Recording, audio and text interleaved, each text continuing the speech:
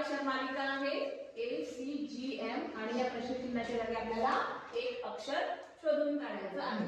तर बघायचं की या दोन लेटर्स मध्ये किती किती लेटर्सचा फरक आहे. जसं A आणि C यामध्ये एक लेटरचा फरक आहे. A नंतर B C एक लेटरचा फरक आहे. C आणि G यामध्ये E F G या तीन लेटरचा फरक आहे. आणि जसं 1 आणि 3 तर G आणि M या दोन लेटर्स मध्ये 5 लेटर्सचा फरक आहे. G नंतर काय येतं H I J K L किती लेटर्स झाले 5. आता M आणि या प्रश्नचिन्हाच्या जागी येणारा जो लेटर आहे त्यामध्ये कितीचा फरक असेल बघा.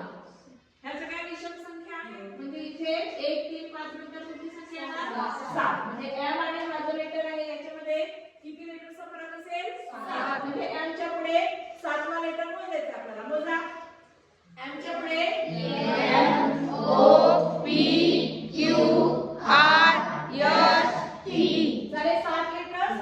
T च्या नंतर 8वा लेटर कोणता येतो U म्हणजे प्रश्नचिन्हाच्या जागी काय येणार U. एकदम सोप्या पद्धतीने आपल्याला सोप्या लॉजिक लावून हे उदाहरण सोडवता येईल.